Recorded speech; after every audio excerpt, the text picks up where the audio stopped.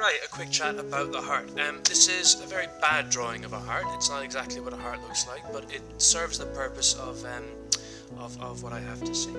Alright, so the structures within the heart itself. You've got 4 tubes and 4 chambers. The heart's divided down the middle by a separator into the left hand side and the right hand side. Now, I know that you're looking up here and saying that's your right hand. I know. The left hand side of the heart, if you lifted it up to your body, this would be on the left. This is the right hand side of the heart. If you lifted it up onto your body, it would be on the right hand side. The left hand side is a bit thicker and the right hand side is a bit thinner. Why? Well, the left hand side is responsible for pumping blood to your body, not just to your lungs, but to every single part of your body from your head to your toes. So it has to be a lot thicker in order to get a lot more pressure. The left hand side of the heart is responsible for pumping blood to your lungs, because one of the main things that my blood is going to do is move oxygen around the body. If it can't get access to oxygen, there's no point in being there. There are different names for the different vessels and chambers within the heart. So the stuff up here at the top, the 2 chambers up here at the top, we call these atria for plural. So these 2 are my atriums. I've got a left atrium and a right atrium. Down here, the bigger chambers, these are called my ventricles. Don't ask me why, I don't know, they just are. Ventricle. Again, a left ventricle and a right ventricle. My left ventricle pumps blood to my body, my right ventricle pumps blood to my lungs. I've also got 2 veins and 2 arteries. Veins are always blood vessels that are going into the heart. Arteries are always blood vessels that are leaving the heart. Right, I'll just write 1 artery here because it's lovely in the middle. Now, to remember that, my arteries go away. And if you remember that my arteries go away, then you remember that my veins must come towards the heart. How does blood get pumped around the heart? Okay, step 1. Now what I'm going to do is I'm going to pretend that we've got some blood coming from our lungs. So I've squished this little ventricle, squeezed it together, compacted it. A better word for that is contracted. I have contracted my ventricle and it has squirted blood up into my lungs. That blood is then going to go up into my lungs, become oxygenated blood, and then come in through this vein. So this is coming from my lungs, and my blood has gone into my atrium. This is oxygenated blood, and to help us remember that, what I'm going to do is I'm going to write in red pen that my blood up here is oxygenated. So my blood has been squeezed up to my lungs, it's got full of oxygen, oxygenated, has come back into my heart through this vein. My atrium is then going to squeeze, going to contract, and it's going to press that blood into my ventricle.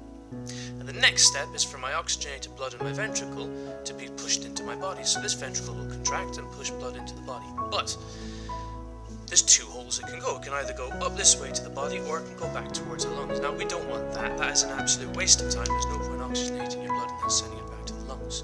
So in my 2 atriums, I have these little special valves. So I've got a valve here and I've got a valve there.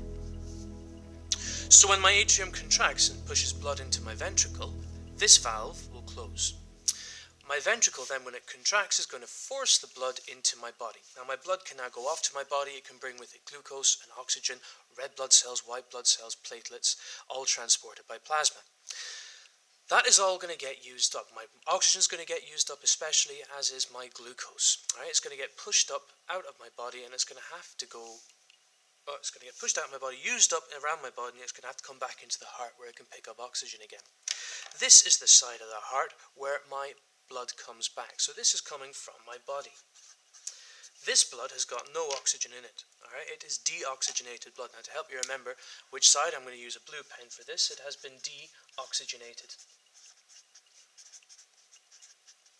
Right.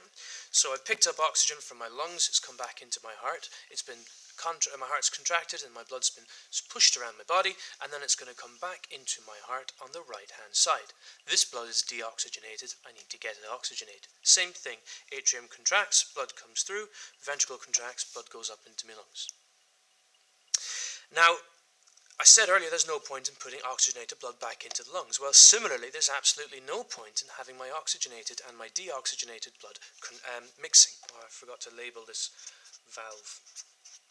I just get so excited sometimes I forget.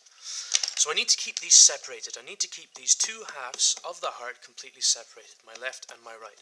So I've got this divider down the middle. The name for this is my septum.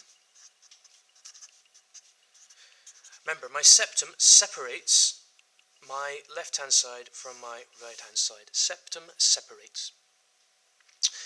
And that's your heart. Now we have to know the names of the 4 chambers and of the 4 blood vessels, alright? And they can get a little bit tricky, so bear with me. We already know atrium and ventricle, left-hand side, right-hand side.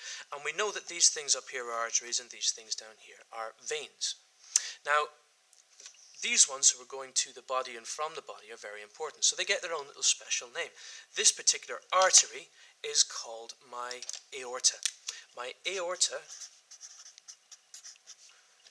is the artery that is responsible for getting the blood into my body.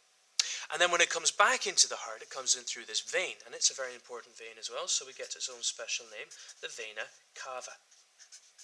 That means big vein, because doctors back in the day didn't have any imagination. That leaves me with an artery and a vein that go towards and from the lungs. Special word for anything in the lung system, in the breathing system, is pulmonary. Pulmonary. So this is going to be my pulmonary vein, and this is going to be my pulmonary artery. So if you can remember that pulmonary means lungs, then you can work out that that's the pulmonary vein and that's the pulmonary artery, and that this is my aorta and my vena cava, because they're not going towards and from the lungs. We also have to realize that this side of my heart is a lot thicker than this side. And the reason for that, of course, because this is pumping blood around the body. It needs a lot more pressure. So the 4 things that we have, the 4 physical structures we have to remember of the heart is, one, that there is a left atrium and a right atrium, a left atrium and a right atrium, and that there is a right ventricle and a left ventricle.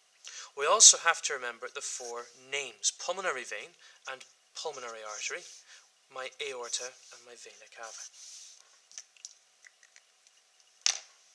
That's it.